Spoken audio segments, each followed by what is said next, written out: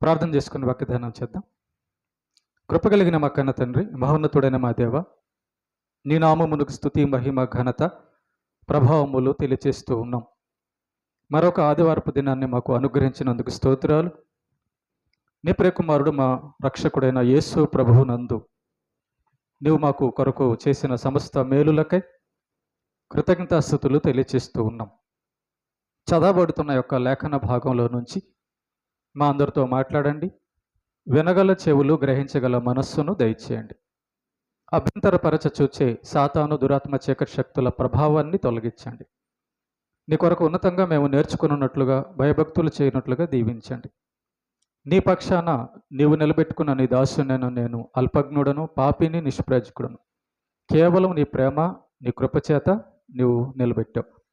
మా అందరితో మాట్లాడి నీవు మహిమ పొందమని ప్రభు అయిన యేసుక్రీస్తు పేరిట ఈ ప్రార్థన మీకు సమర్పిస్తున్నాము తండ్రి, ఆమెన్. ప్రేమైన దేవుని పిల్లరా, పరలోకంలో కోటాను కోట్ల దేవదూతల చేత స్తుతింపబడుచున్నటువంటి యేసు ప్రభువు, దేవుడైన యేసు ప్రభు, దేవుని కుమారుడైన యేసు ప్రభువు ఈ భూలోకానికి రావడం జరిగింది. అది మనందరికి కూడా తెలిసిన విషయమే. సుమారు 2000 సంవత్సరాల క్రితము దేవుడు ఈ లోకానికి వచ్చాడు. ఓకే, యేసు ప్రభువుతో సాటి అయిన వాడు ఎవ్వడునూ లేడు. మనుషులలో కానీ దేవదూతలలో కానీ యేసు ప్రభు అంత జ్ఞానవంతుడు, యేసు ప్రభు అంత సుందరుడు, యేసు ప్రభు అంత శక్తిమంతుడు ఎవడునూ లేడు. Okay, right. అంతటి గొప్పవాడైన దేవుడైన యేసు ప్రభు ఈ లోకానికి మనుషుల మధ్యకు వచ్చాడు. మనుషుల మధ్యకి ఎలాంటి మనుషుల మధ్యకు వచ్చాడంటే, పాపము చేసేటటువంటి మనుషులు, దుష్టులైన మనుషుల మధ్యకి యేసు ప్రభు రావడం జరిగిందండి. అయితే పరలోక సింహాసనంలో కూర్చున్న దేవుడు పరలోకానికి అర్హులుగా లేనటువంటి మనుషులతో సహవాసం చేయడానికి, ఆ మనుషులను పరలోకం తీసుకెళ్ళడానికి దిగొచ్చాడు.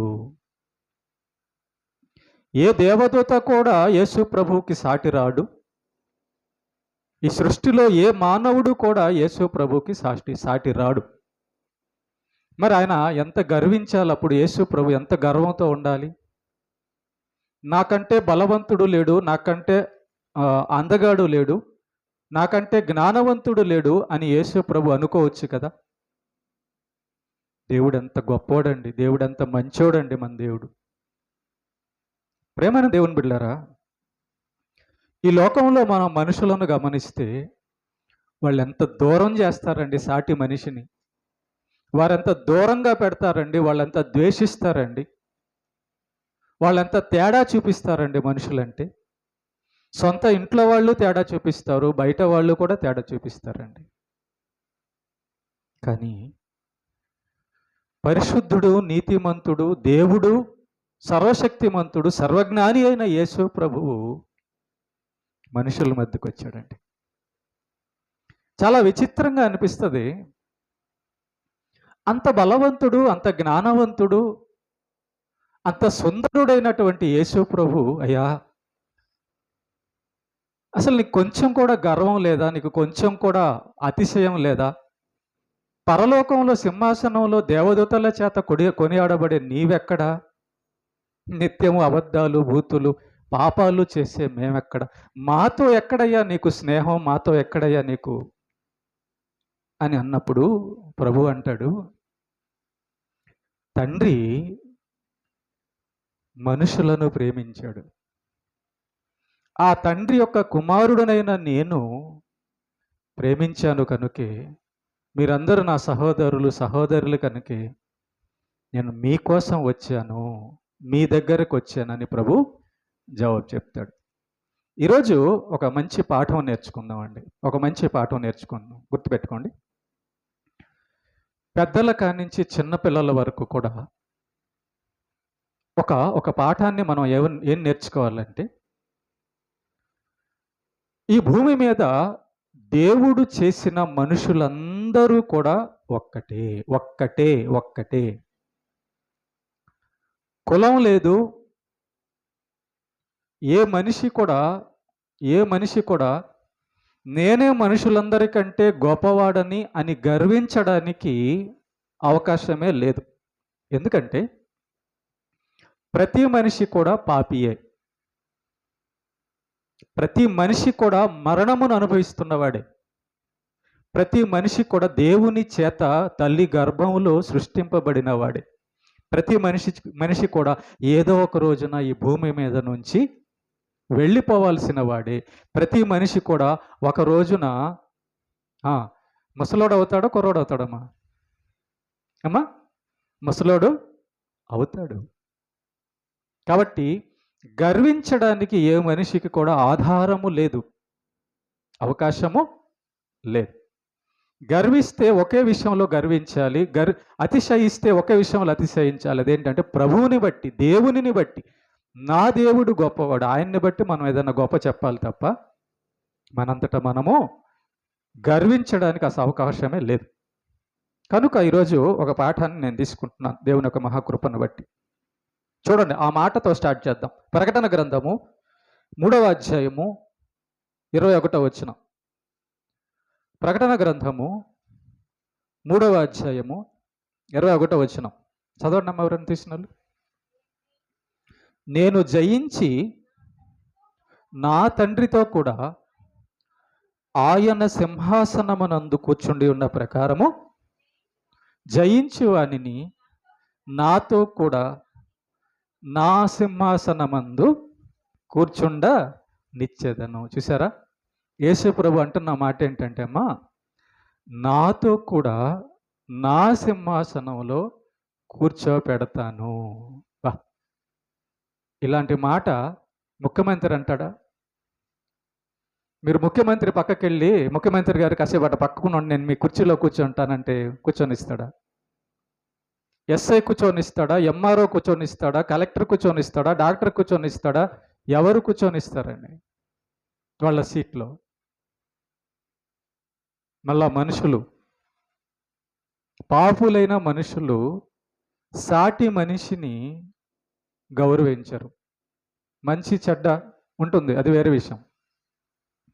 ఇక్కడ దేవుడు తన సింహాసనంలో కూర్చోబెడతా, తనతో పాటు మనల్ని కూర్చోబెడతాడట, తనతో మనం కూర్చుంటామట. ఏం భాగ్యం అండి ఇది! ఎలాంటి గొప్ప విషయం ఒకసారి ఆలోచించండి. దేవునితో, ఈ భూమి ఆకాశాలు చేసిన యేసయ్యతో కూర్చునేటటువంటి భాగ్యం ప్రతి మనిషికి ఉందంట. ఎవరైతే తన ఇష్ట ప్రకారం, తనను నమ్మి తన చిత్త ప్రకారం జరిగిస్తారో అలాంటి వారందరికీ కూడా ఏ ఊరైనా, ఏ దేశమైనా, ఏ రంగైనా, ఏ కులమైనా, ఏ మతమైనా ఆయనను నమ్ముకున్న వారికి, ఆయన చెప్పినట్టు బతికే వారికి ఆయన సింహాసనంలో ఆయనతో పాటు కూర్చునే అవకాశం దొరికింది. ఇప్పుడు చెప్పండి, యేసు ప్రభు ఏ కొల్లస్తుడిని కూర్చోబెట్టుకుంటానన్నాడు?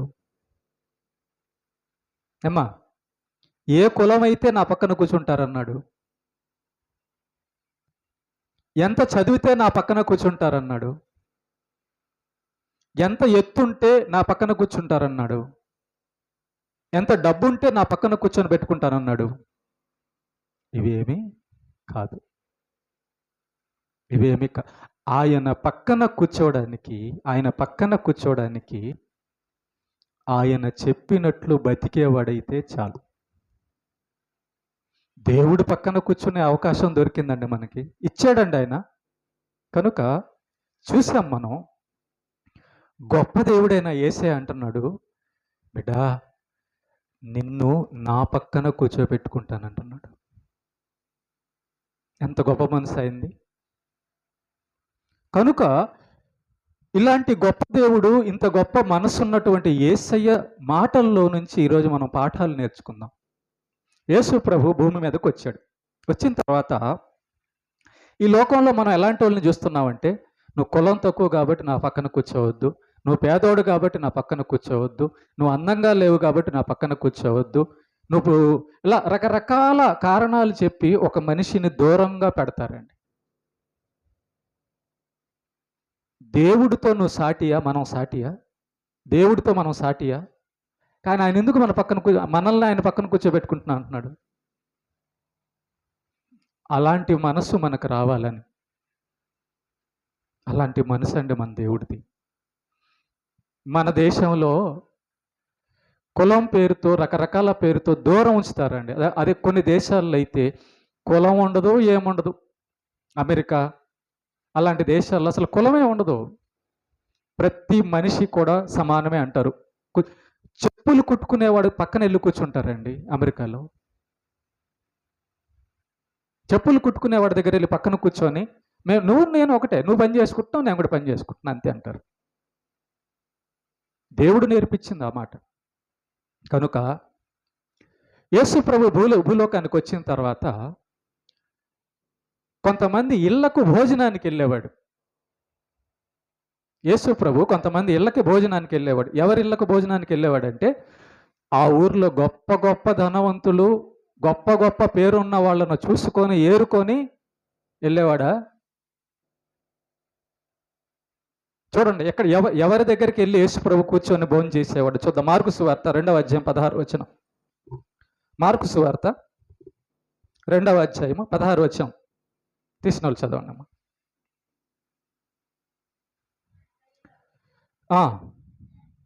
శాస్త్రులు ఆయన అనగా యేసు ప్రభువు సుంకరులతోనూ పాపులతోనూ భుజించుట చూచి ఆయన సుంకరులతోనూ పాపులతో కలిసి భోజనము చేయుచున్నాడు అని ఆయన శిష్యులను అడగగా, యేసు ఆ మాట విని, రోగులకే గాని ఆరోగ్యము కలవారికి వైద్యుడు అక్కరలేదు. చూసారా, యేసు ప్రభు ఎవరితో కలిసి కూర్చొని భోజనం చేస్తున్నాడంట?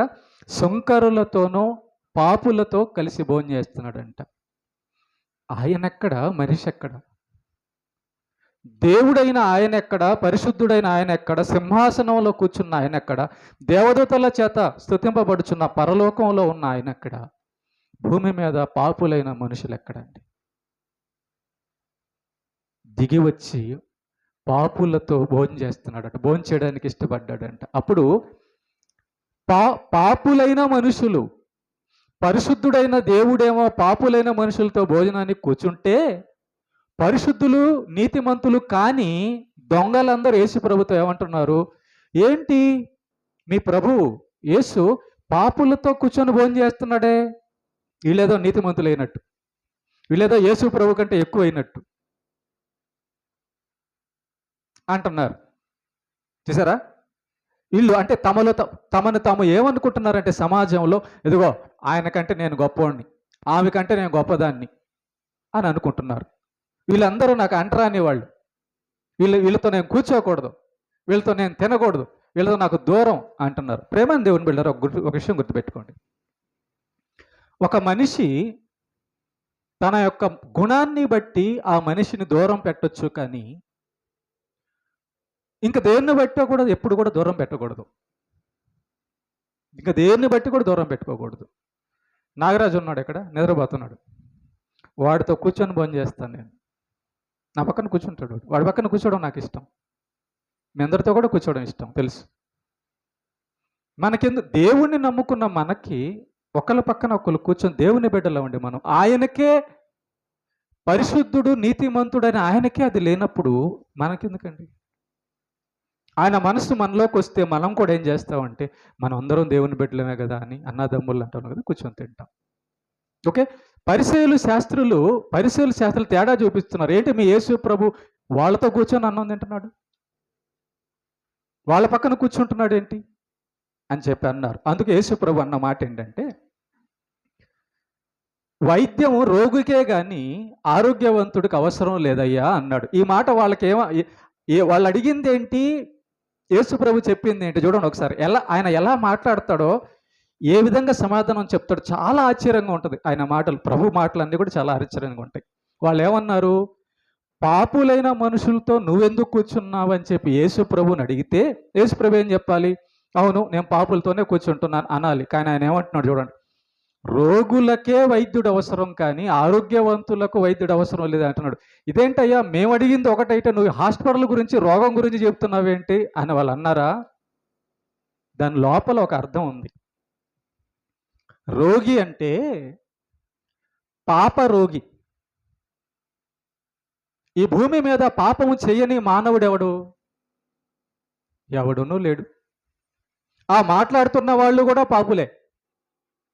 కాబట్టి యేసుప్రభు ఏమన్నాడంటే, పాపపు రోగులందరికీ వైద్యం చేయడానికి వచ్చాను నేను, పాపాన్ని తీసివేసే పరిశుద్ధ వైద్యుడను అంటున్నాడు. కాబట్టి ఏ మనిషి పాపం తీయాలన్నా నేను అవసరం, ఏ మనిషి పాపపు రోగం పోవాలన్నా నేను అవసరం. అందుకే పాపం అనే రోగాన్ని తీసివేయడానికి వచ్చిన వైద్యుడను. మరి నీ దగ్గరికి నేను వచ్చి రోగం తీయకపోతే, డాక్టర్ గారు వచ్చి మనం చేయి పట్టుకోకపోతే, పక్కకు దూరం ఉండు, అటు దూరంగా ఉండు, నువ్వు వాసన వస్తున్నావు, నీకు నేను ఇంజక్షన్ చేయను, నీకు మందు వేయను, నిన్ను చూడను అంటే వైద్యం ఎలా జరుగుతుంది? ఆ రోగి ఎలా బాగుపడతాడు? చెప్పండి ఒకసారి. మదర్ తెరిసా పేరు విన్నారు ఎప్పుడన్నా? మదర్ తెరిసా క్రైస్తవురాలు, యేసు ప్రభువును నమ్మిన తల్లి. ఆమె ఏం చేసేదంట తెలుసా? మదర్ తెరిసా తన యొక్క జీవితం మొత్తం కూడా, తన యవ్వన కాలం అంతా, తన చదువు అంతా అయిపోయిన తర్వాత మన ఇండియాని చూసి, మన ఇండియాలో చాలా ఇలా కుల తేడాలు దూరంగా పెట్టున్నారు, చాలా పేదలు ఉన్నారని చెప్పని తెలుసుకొని మదర్ తెరిసా కలకత్తాకు వచ్చి, ఆ కలకత్తాలో ఉన్నటువంటి ఒక నగరంలో ఒక హాస్పిటల్లో దేవుని యొక్క సేవ ఆ యొక్క హాస్పిటల్లో జరిగించింది ఆమె. దేవుని సేవ అంటే మీరేమనుకుంటున్నారు? రోగులందరూ వాంతి చేసుకుంటుంటే ఆ వాంతిని చేతిలో పట్టుకొని పక్కన వేసేది. రోగిని చూడ్డానికే వెళ్ళాం మనం, హాస్పిటల్ని చూడ్డానికే వెళ్ళాం మనం. ఆమె రోగులు వాంతి చేసుకుంటుంటే ఆ వాంతినట పట్టుకొని పక్కనేసేది. ఎంత ప్రేమ ఉండాలండి, ఎంత మనసు ఉండాలండి అలా చేయడానికి. అసలు వాళ్ళెవరో తెలియదు ఈమెకి, ఏ దేశమో ఆమెది. అలాంటి మదర్ తెరిసా తల్లి రోగులకు వైద్యం చేసింది, దగ్గరే ఉండి వైద్యం చేసేది అంతా కూడా. తన జీవితం మొత్తం సేవకే అంకితం చేసింది. చెప్పింది, నా యేసు నేర్పించాడు అది నాకు. నేను రోగాన్ని ఇచ్చి అనుకుంటే, నేను మనిషిని ఇచ్చి అనుకుంటే వాళ్ళు ఎలా బతుకుతారయ్యా? అది ప్రేమ. నా దేవుడు నాకు నేర్పించిన ప్రేమ అదే. ఎదుటి వారిని, పాపిని రక్షించడం, ఎదుటి వారికి సహాయం చేయడం, ఆపదలో ఉన్నవాడికి సహాయం చేయడమే యేసు ప్రభు నాకు నేర్పించింది అనింది మదర్ తెరిసా. ఓకే, కనుక గుర్తుపెట్టుకోండి, 2 రకాల మనుషులు ఉంటారు ఈ భూమి మీద. ఎలాంటి రకాల మనుషులు ఉంటారంటే గుర్తుపెట్టుకోండి, 2 రకాలు ఉంటారు. ఒకటి, దేవుని యొక్క మాటకు లోబడి మారు మనసు పొందినటువంటి పాపులు, దీన మనసు కలిగినటువంటి పాపులు ఉంటారు. రెండోది, దేవుని మాటకు లోబడక గర్వముగా ప్రవర్తించే పాపులు ఉంటారు. 2 రకాలు గుర్తుపెట్టుకోండి. దీన మనసు అంటే ఏంటి? గర్వం అంటే ఏంటి? యేసు ప్రభు దేవుడై ఉండి పరలోకపు సింహాసనంలో స్తుతింపబడుచుండి ఉండియు పాపులైన మనుషులకు వచ్చాడు చూసావా? మనుషులతో భోంచేయడానికి కూర్చున్నాడే, అది దీన మనసు. తగ్గించుకొని రావడం దీన మనసు. అసహించుకోకుండా వాళ్ళతో స్నేహం చేయడానికి ఇష్టపడ్డము దీన మనసు. జాగ్రత్తగా 2 రకాల మనుషులు భూమి మీద ఉంటారు. ఎలాంటి మనుషులు? ఒకటి, పాపులే, కానీ ఆ పాపులు మారు మనసు పొందితే దీన మనసు గల వాళ్ళు అవుతారు. గుర్తుపెట్టుకోండి, మనకు మారు మనసు రానంత వరకు మనం గర్విష్ఠులుగా ఉంటాం. ఇక్కడ 2 రకాలు నేను మీకు చెప్తున్నాను. ఒకటి గర్విష్టి, 2 దీన మనసు. గర్విష్టి అంటే ఏంటి? దీన మనసు గలవాడంటే ఏంటి?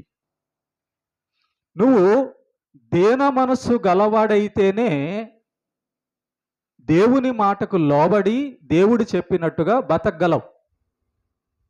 గర్విష్టి అంటే ఏంటి అంటారే మీరు? గర్విష్టి అంటే ఏంటంటే మందు తాగొద్దని ఎవరు చెప్పారమ్మా? చంద్రబాబు నాయుడు చెప్పాడా? యేసుప్రభు చెప్పాడా? ఏమ్మా, యేసుప్రభు చెప్పాడు. యేసుప్రభు ఎవరు? యేసుప్రభు ఎవరమ్మా? ఎవరైనా ఎవరు కాదా? ముఖ్యమంత్రియా యేసుప్రభు? పోలీసా? డాక్టరా? ఎవరు యేసుప్రభు? చెప్పండి. యేసుప్రభు ఎవరు? దేవుడు. Very good. ఆయన దేవుడై ఉండి, ఒకసారి ఆలోచించండి, దేవుడై ఉండి ఏమో మనుషుల దగ్గరకు వచ్చినప్పుడు మరి ఆ మనుషుల దగ్గర కూర్చోవడం, ఆ మనుషుల్ని బాగు చేయడానికి రావడం, ఆ మనుషుల కోసం ప్రాణం ఇవ్వడం, ఆ మనుషుల కోసం సమస్తం చేయడానికి వచ్చిన ఆ దేవుడు దీన మనసు కలిగి ఉన్నాడు. అది దీన మనసు అంటే. చూసారా? దీన మనసు అంటే తండ్రి ఏ ఆజ్ఞ ఇచ్చాడో, తండ్రి అయిన యెహోవా దేవుడు తనకు ఏ ఆజ్ఞ ఇచ్చాడో ఆ ఆజ్ఞను చిరసా వహించడానికి వచ్చిన వాడే యేసు ప్రభు ఈ లోకానికి. తండ్రి, నేను నీ కుమారుణ్ణి, దేవదూతలు ఉన్నారుగా, ఎవరో ఒకళ్ళు మనుషులు ఉన్నారుగా, ఎవరో ఒకళ్ళు చేస్తారు, ఏదో ఒకటి, అలా అనలేదు యేసు ప్రభు. నేనే చేస్తాను, నువ్వు చెప్పావు కదా, నేనే చేస్తాను, నేనే మనుషుల కోసం చనిపోతా, నేనే మనుషులందరినీ నీ దగ్గరికి తీసుకురావడం కోసం నా రక్తం కారుస్తాను అన్నాడు యేసు ప్రభు. అది దీన మనసు అనమాట. ఓకేనా? గుర్తుపెట్టుకోండి. దీన మనస్సు కలిగి ఉంటేనే మనం దేవుని ఆజ్ఞలు పాటించగలము. దీన మనసు అంటే ఏంటి? చెప్పంగానే చేసేటటువంటి లోబడే మనసు. తండ్రి చెప్పాడు, కుమారుడు చేశాడు. యేసుప్రభు చెప్పాడు, పేతురు చేశాడు. యేసుప్రభు చెప్పాడు, మరియమ్మ చేసింది. మరియమ్మ చేసిందా? దయాప్రాప్తురాలా, నీకు శుభమోగును గాక, నీ గర్భంలో సృష్టికర్త రక్షకుడు పుట్టబోతున్నాడు. నాకొద్దు నాకొద్దు నాకొద్దు అనిందా? అనలా. నా గర్భంలో మనుషులందరినీ రక్షించే రక్షకుడు పుట్టబోతున్నాడా? అవును. అయితే నీకు శ్రమ వస్తుంది.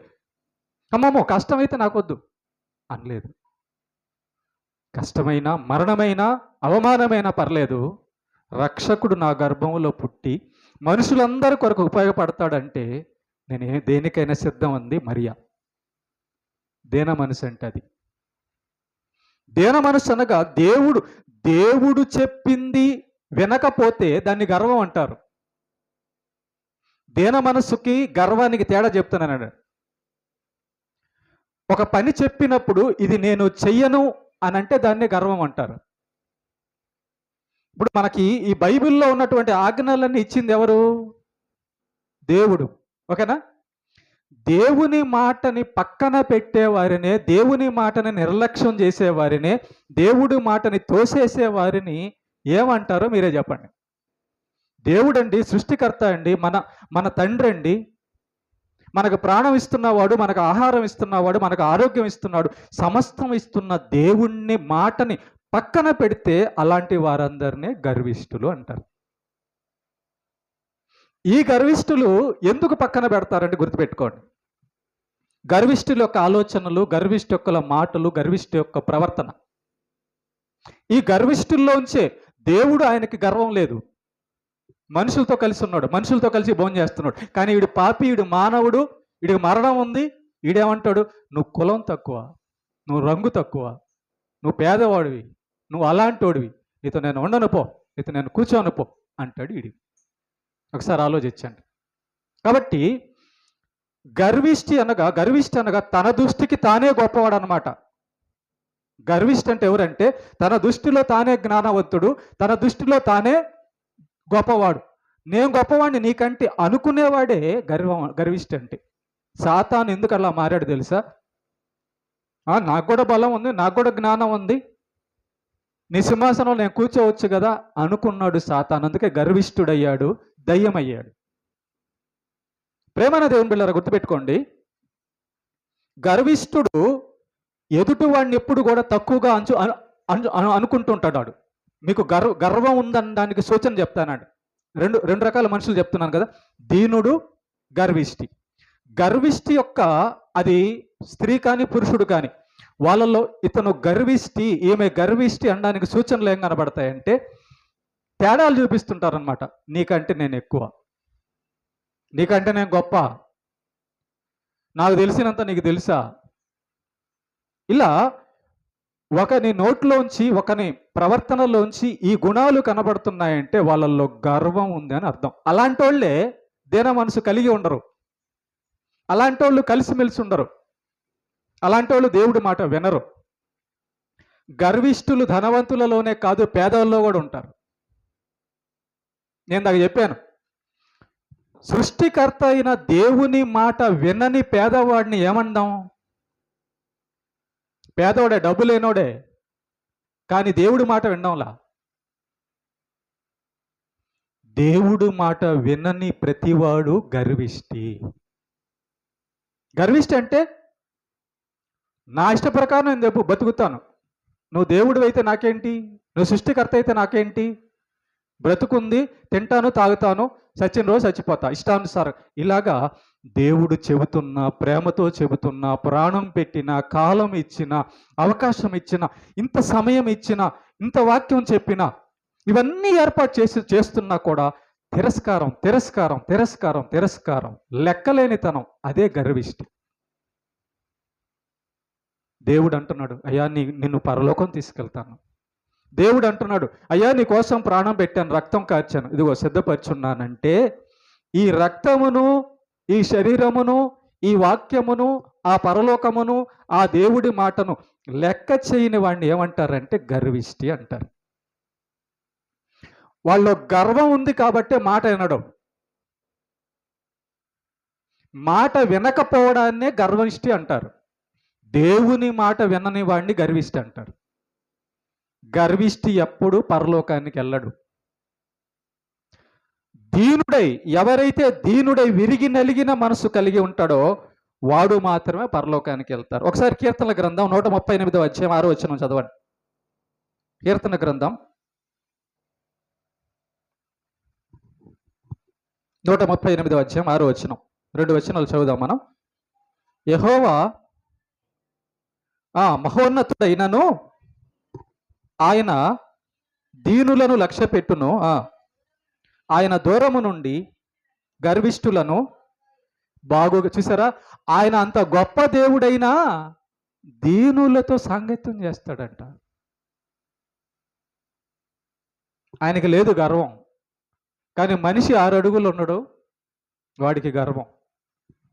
గ్యారెంటీ లేనోడు, వీడికి గర్వం. ఇంకో మాట చేద్దాం. యెషయా గ్రంథము 66వ అధ్యాయం 2వ వచనం చదవండమ్మా. యెషయా గ్రంథము 66వ అధ్యాయం 2వ వచనం.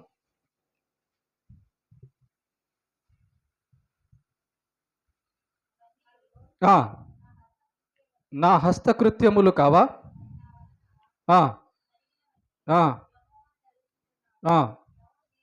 ఎవడు దీనుడై నలిగిన హృదయము గలవాడై నా మాట విని వణుకుచుండునో వానినే నేను దృష్టించుతున్నాను. చూసారా, దీనుడు గర్విష్టికి తేడా మనం గమనిస్తున్నాం.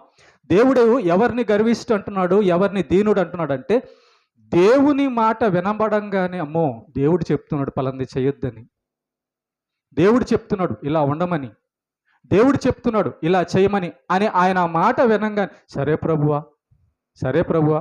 మిమ్మల్ని నేను ఒక మాట అడుగుతున్నాను జాగ్రత్తగా. మీరు పనులు చేస్తుంటారు కదా, మీ ఆఫీసర్లు, మీ యజమానులు, మరి మీ ఆఫీసర్లకు, మీ యజమానులకు మీరు భయపడి ఆయన చెప్పంగానే చేస్తున్నారా లేదా? చేస్తున్నారా? మీరు పనికి వెళ్ళినప్పుడు యజమాని చెప్పంగానే చేస్తున్నారా లేదా? ఎందుకు? రెండిటి కోసం. డబ్బుల కోసం వెళ్ళారు, ఆయన చెప్పిన పని చేయకపోతే డబ్బులు ఇవ్వడం. అవునా కదా? డబ్బుల కోసం వెళ్ళారు, ఆయన చెప్పిన పని చేయకపోతే డబ్బులు ఇవ్వడం. కాబట్టి డబ్బుల కోసం ఆయనకు భయపడుతున్నారు. అవునా కదా? ఆయన మాటకు భయపడుతున్నారు, ఆయన చెప్పింది చేస్తున్నారు. ఏమండి, ఒక డబ్బు కోసం, తీసుకెళ్ళని డబ్బుల కోసం, శాశ్వతంగా మనతో ఉండని డబ్బు కోసం, శాశ్వతంగా మనతో ఉండని మనిషి కోసం, మనిషికి మనం భయపడుతుంటే ఇంకా దేవుడికి ఎంత భయపడాలి? ప్రాణం ఇచ్చి, రక్తం ఇచ్చి, సృష్టిని చేసి, పరలోకాన్ని ఇచ్చే దేవుడికి మనం ఎంత భయపడాలి ఒకసారి? ఆయన ఎంత మంచోడు ఒకసారి ఆలోచించండి.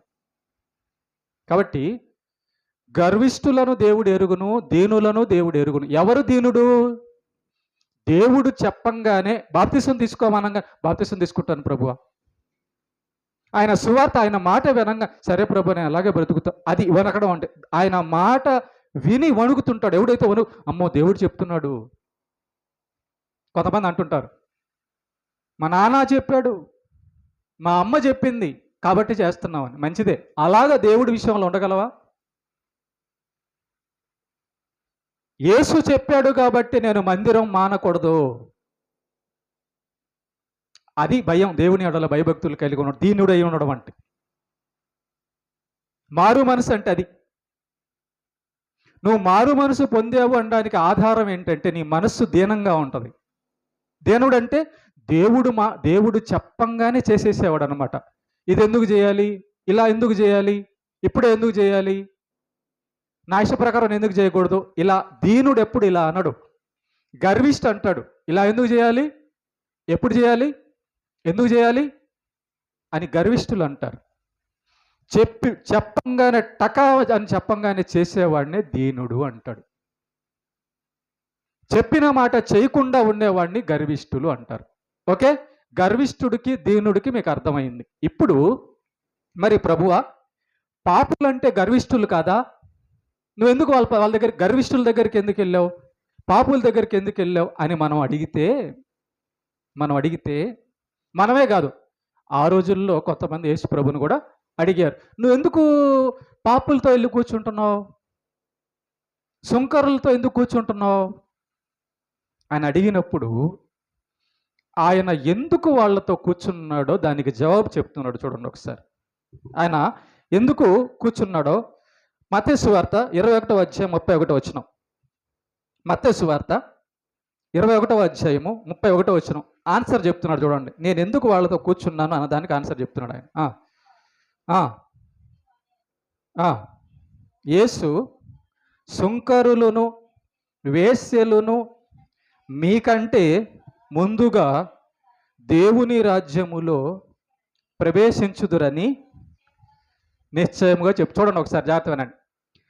యేసు ప్రభు వాళ్ళ దగ్గరికి, పాపులైన మనుషుల దగ్గరికి ఎందుకు కూర్చున్నాడంటే వాళ్ళు పాపులే, కానీ వాళ్ళు పాపం చేసిన వాళ్ళే, పాపం చేస్తున్న వాళ్ళే, కానీ వాళ్ళల్లో యేసు ప్రభు మాట విన్న తర్వాత మారు మనసు కలిగి పశ్చాత్తాపం కలిగి సరే ప్రభు నువ్వు చెప్పినట్టుగా చేస్తాం అని తమ మనసు మార్చుకొని దీనులై దేవుడు చెప్పినట్టుగా బతకడానికి సిద్ధపడిన వాళ్ళందరూ.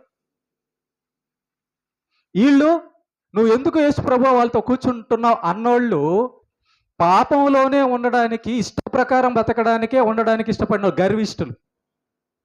అందుకే యేసు ప్రభు ఇక్కడ ఏమంటున్నాడంటే, సుంకరులు వేశ్యలు మీకంటే ముందుగా దేవుని రాజ్యంలో అవును, ఆమె వ్యభిచారే, కానీ మారు మనసు పొందడానికి ఇష్టపడింది. తన కన్నీళ్లతో యేసు ప్రభు పాదాలు కడిగింది స్త్రీయా, అక్కడ ఉన్న చుట్టుపక్కన ఉన్న వాళ్ళందరా? నాకు జవాబు చెప్పండి. అక్కడ ఎంతమంది ఉన్నారా? అంతమంది ఉన్నా కేవలం ఒక స్త్రీ మాత్రమే యేసు ప్రభు పాదాలు ఎందుకు కడిగింది? ఆమె హృదయములో తెలిసిపోయింది తను పాపినని. ఆమె హృదయములో, ఆమె జీవితం ఆమె కనబడుతుంది. అయ్యో, నేను దేవునికి ఎంత విరుద్ధంగా బతుకుతున్నానే, అయ్యో నేను దేవుడి మాట వినడం లేదే, నేను దేవుడికి ఎంత కోపం పుట్టిస్తున్నానే, దేవుడు నాకు బతికిస్తే నేను ఇలాంటి బతుకుతున్నానే, దేవుడికి ఎంత బాధ కలిగిస్తున్నానే అని తన జీవితంలో, తన మనసులో గుచ్చుకొని పశ్చాత్తాపడిన వ్యభిచారి పరదేశికి వెళ్ళిపోయింది. అందుకే యేసుప్రభు, రేయ్, మీకంటే ముందు వ్యభిచారులు, దొంగలు, నరహంతకులు వెళ్తారా పరలోకానికి, మీరు వెళ్ళరు. కారణం ఏంటి? మీకు గర్వం. మీ గర్వమే మీకు పశ్చాత్తాపం, మారు మనసు, దీన మనసు రాకుండా చేస్తుంది. గర్వం అంటే నా మాట లెక్కలేదు, నా మాట నమ్మరు, నీ ఇష్ట ప్రకారం బతుకుతావు అంతే. యేసు ప్రభు నమ్మి బాప్తిసం తీసుకొని మంచిగా బతకాలని ఎంతమందికి ఉందో వాళ్ళు కదా అండి మారు మనసు పొందేవాళ్ళు, వాళ్ళు కదా దీనులంటే. ఆ స్త్రీ తల వెంట్రుకలు యేసు ప్రభు పాదాలను తుడిచిన ఆ స్త్రీ కదా దీనురాలు, మారు మనసు పొందింది. పక్కనున్న వాళ్ళందరూ గర్విష్ఠులండి. చూసారా? వేశ్యలు ముందుకు వెళ్తారు, దొంగలు ముందుకు వెళ్తారు. దొంగ మారిపోయాడండి సిలువలో. ఇద్దరు దొంగలు ఉన్నారు. ఇద్దరు దొంగల్లో ఒక్కడే ఎందుకు వెళ్ళాడు? ఏమా వింటున్నారా? ఇద్దరు దొంగల్లో ఒక్కడే ఎందుకు వెళ్ళారు? ఇద్దరు వెళ్ళాలి కదా. ఆ ఒక్కడికి అర్థమైంది ఈయన దేవుడు. ఆ ఒక్కడికి అర్థమైంది ఈయన మాట వింటేనే నా జీవితం బాగుతుంది, నా ఆత్మ రక్షణ పొందుతుంది, నేను నరకానికి వెళ్ళకుండా ఉంటాను ఈయన మాట వింటానే అని ఎవరు విరిగి నలిగిన మనసు కలిగి ఉంటారో వాళ్ళు దేవుడి మాట వింటారు. వాళ్ళకి అర్థమవుతుంది. గర్విష్ఠులకి ఏమవుతుందంటే, నాకు బలం ఉంది కదా, నాకు డబ్బు ఉంది కదా, నాకు పదవి ఉంది కదా, నేను ఏమైనా చేయగలను అనేది గర్వం. దీన మనసు అంటే నా బలం ఎంత, నా జ్ఞానం ఎంత అయ్యా, నా చదువు ఏంటయ్యా, నా అందం ఏంటి, నా బలం ఏంటి, ఇదంతా కూడా ఒకరోజు పోయేది. ఇదంతా దేవుడిచ్చి. ఏబు గారిని చూడండి ఒకసారి. ఏబు గారు అంటారు, కోటాను కోట్ల ఆస్తి నీకు ఉంది కదా, ఏబు గర్వించవా? ఇదంతా దేవుడిచ్చిందయ్యా. 7 మంది పిల్లలు, నీకేంటి ఇంకా తక్కువ? పిల్లలు దేవుడిచ్చారయ్యా, దేవుడిచ్చాడయ్యా. ఇంత ఆస్తి, ఇంత బలం, ఇంత ఆరోగ్యం, ఇదంతా దేశంలోనే నువ్వు ధనవంతుడివి, మంత గొప్పవాడివి కదా, నీకు గర్వం లేదా? అదంతా దేవుడిచ్చిందయ్యా. దీన మనసు కలిగి ఉన్నాడు కాబట్టి సాతాను ఓడించలేకపోయాడు ఏబుని. గర్విష్ఠులనే సాతాను ఓడిస్తాడు. నువ్వేంటి ఆడెళ్ళి తగ్గించుకోవడం ఏంటి? నువ్వెంత, అసలు నీ అందం ఎంత, నీ గొప్పతనం, నీ చదువేంది, నువ్వేంది అసలు అక్కడ వెళ్ళి వాళ్ళతో కూర్చో అంటాడు. అప్పుడు కరెక్టే, నేనేంటి వాళ్ళ దగ్గర కూర్చోవడం ఏంటి? అయిపోయింది, పాపం చేసినట్టే. దీన మనసు లేనట్టు అదే సాతాను కొడతాడు. కాబట్టి ప్రేమని దేవుని బిడ్డలారా, యేసు ప్రభుని మనం నమ్ముకున్న యేసు ప్రభు అండి. మన దేవుడైన యేసు ప్రభుకి ఎవరు మారు మనసు పొందుతారో, ఎవరు తన మాట వింటారో అలాంటి పాపులైన వాళ్ళ దగ్గరికి వెళ్ళి కూర్చున్నాడు. వాళ్ళు మారిపోయారు. వాళ్ళు మారిపోతారు కాబట్టి వాళ్ళ దగ్గరికి వెళ్ళి కూర్చున్నాడండి. చెప్పండి, నేను ముగిస్తున్నాను. ప్రేమ దేవుని బిడ్డలారా, గర్విష్ఠుడంటే పేదోడైనా ధనవంతుడైనా దేవుని మాట లెక్క చేయనివాడు గర్విష్ఠండి. వీడు గర్వం ఎందుకు వచ్చింది? దేవుడు మాటే లెక్క చేయడు కాబట్టి వీడికి గర్విష్ఠుడు. వీడు దీనుడు ఎందుకు అయ్యాడు? దేవుడు చెప్పింది చేస్తున్నాడు కాబట్టి దీనుడయ్యాడు. అంటే ఒక మనిషి దేవుడు మాట చేయడానికి తన మనసును సిద్ధపరచుకున్నప్పుడు ఏం జరుగుతుందంటే, తన శక్తి, తన జ్ఞానము, తన పరిస్థితులు ఆ మనిషికి అర్థమైపోతాయి. గుర్తుపెట్టుకోండి, చావు బతుకుల్లో మనిషి దగ్గరికి వెళ్ళి రా ఇప్పుడు పనికి వెళ్దాం రా అని అడుగుతారా? సినిమాకి వెళ్దాం రా అని అడుగుతారా? నేనేం పని చేసేదయ్యా, 1 గంటకు పోతే నా పని చేస్తారు వెళ్ళి గుంటలో అంటాడు. అవునా కదా? ఎలా ఉంటాయి అప్పుడు మాటలు? చనిపోయే ఒక గంటలో చనిపోయే వ్యక్తి మాటలు ఎలా ఉంటాయి? ఇప్పుడు వెళ్ళి నేను చదువుకుంటాను, బ్యూటీ పార్లర్కి వెళ్తాను, 1 కోటి రూపాయలు సంపాదిస్తాను పోయి అంటాడా? అన్నాడు. అయ్యా నా పని అయిపోయిందయ్యా, ఇంకేముందయ్యా, ఎవరన్నా దూర బంధువులు ఉంటే చూడాల్సి ఉంటే రమ్మని చెప్పయ్యా అంటుంటాడు. కాబట్టి అది దీన మనసు. ఒక భక్తుడు ఏమంటాడంటే, ముగిస్తాను, ఒక భక్తుడు ఏమంటాడంటే, ప్రతి క్రైస్తవుడు ఎలా బతకాలంట అంటే ఈరోజే నాకు చివరి రోజు. అవునండి. ప్రభు ఏమన్నాడంటే, రేపటి గురించి చింతించకు, రేపు నీది కాదు. దేవుడు రేపు మనకిస్తేనే రేపు మనకు అవుతుంది. కనుక రేపటి దినం ఈ రోజు వరకే ప్రతి క్రైస్తవుడు ఎలా బతకాలంటే, ఈరోజే నా లాస్ట్ రోజు అయ్యి ఉండొచ్చు అలా అనుకున్నాం అనుకో, ఏమి ఈ లోకంలో ఆశించవు. ఈ లోకంలో ఏమి ఆశించవు, ఎవరి దగ్గర కూడా గర్వించవు. కనుక యేసు ప్రభువు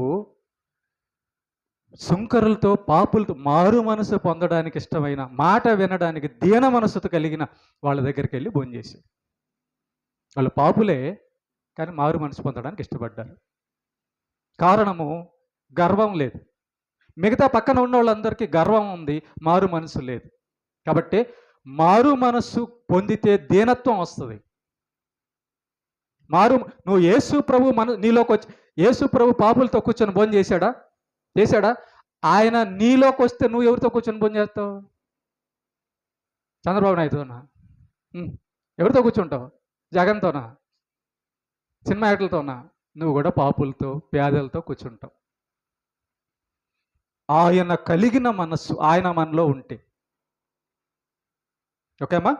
కాబట్టి యేసు ప్రభు అందుకే ఒక మాట చదివి ముగిచ్చేద్దాం. చూడండి ఒకసారి లూకాసు వార్త 14వ అధ్యాయం 13వ వచనం. లూకాసు వార్త 14వ అధ్యాయము 13వ వచనం.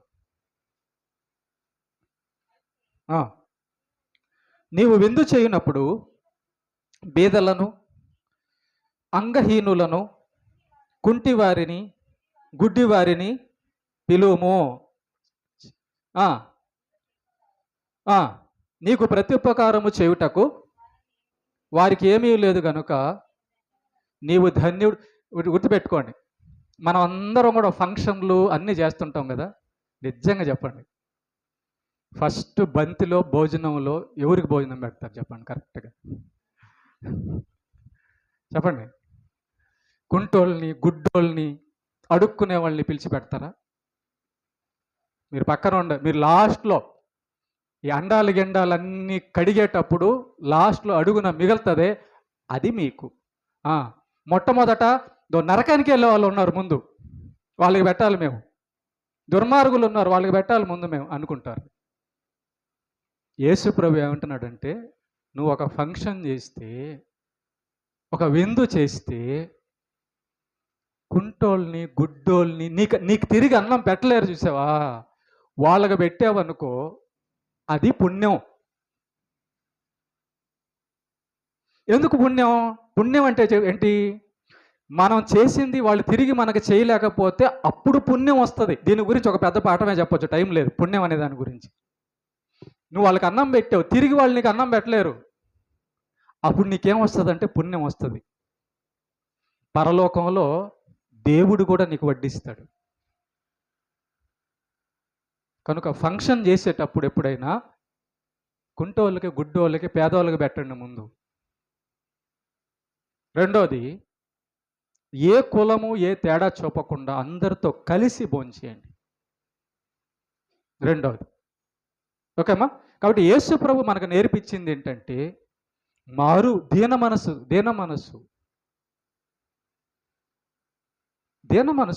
వాడి పరిస్థితి అట్లా ఉంది, వెళ్ళి అసలు డాక్టర్లు చూడండి, డాక్టర్లు అసహించుకుంటే హాస్పిటల్ ఉంటాయా? మీరే చెప్పండి. ముసలోళ్ళు కానీ, బలం లేనోళ్ళు కానీ, లేకపోతే రోగులు కొంతమందికి అసలు పురుగులు వచ్చేసి ఉంటాయండి, దాన్ని కడుగుతారండి డాక్టర్లు. అవునా కదా? వాళ్ళు కానీ అసహించుకుంటే ఎలా అండి మన పరిస్థితి? అంతకంటే గొప్పోడు మన యేసయ్య. ఓకేనా? అంతకంటే గొప్పోడు మన యేసయ్య అలాంటి మనసుతో మనల్ని ఉండమంటున్నాడు. ఏమా? కాబట్టి మనుషులందరం కూడా, దేవుని బిడ్డలమైన మనమందరం కూడా ఒకటే. కనుక గర్వించక దీన మనసు కలిగి ఉండాలి. అట్లా అని చెప్పి దేవుడికి విరుద్ధంగా ఉండే వాళ్ళతో కలవమని కాదు దాని అర్థం. దేవుడికి విరుద్ధ కార్యాలు చేసే వాళ్ళతో కలవమని కాదు అర్థం. ఎవరైతే మారు మనసు పొందడానికి ఇష్టపడతాడో, ఎవడైతే దేవుడు చెప్పినట్టుగా దీనిగా బతకడానికి ఇష్టపడతాడో, ఎవరైతే మందిరానికి రావడానికి, ఎవరైతే ఆరాధించడానికి, ఎవరైతే దేవుడు చెప్పినట్టుగా భయభక్తులు కలగడానికి ఇష్టపడతారో, అలాంటి వాళ్ళల్లో కులం తేడా చూడొద్దు, అలాంటి వాళ్ళల్లో పేదరికం తేడా చూడొద్దు. టోటల్గా గుర్తుపెట్టుకోండి, దేవుడు చెప్పినట్టుగా బతకడానికి ఇష్టపడే పేదోడు, అడుక్కునేవాడైనా, ఏ కులమైనా, ఏ జాతి అయినా, ఎవరినైనా నువ్వు వెళ్ళి అతనితో భోంచేయి. నువ్వు అతనితో భోంచేయి, నో ప్రాబ్లం. దేవుని పేరట, క్రీస్తు ప్రేమ బట్టి చేయొచ్చు. కనుక మాట వినకపోతే గర్విష్ఠుడు, మాట వింటే దీనుడు. దీనుడికి గర్వం ఉండదు, గర్విష్ఠుడు పక్కనోడితో తాను గొప్ప అనుకుంటాడు, మిగతావాడు తక్కువ అనుకుంటాడు. నువ్వు గర్విష్ఠివా, దీనుడివా? నువ్వు యేసు ప్రభు మనస్సు కలిగిన దీనుడివా, సాతానులాగా దేవుడి మాట వినని గర్విష్ఠుడువా?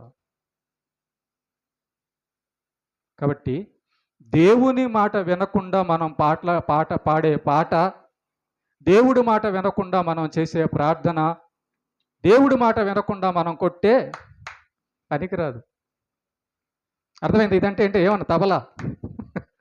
అర్థమైందా? ఏదైనా కానీ అందరికీ చెప్తుంటాను నేను, మా ఇంట్లో వాళ్ళు కాదు, బయట కాదు. ఓకేనా? కాబట్టి ప్రేమ దేవుని బిడ్డలారా, అలాంటి దీన మనసు మనం కలిగి ఉందాం. దేవునికి మహిమ కలుగును గాక. శిలో ధ్యాన గీతం పాడదాం.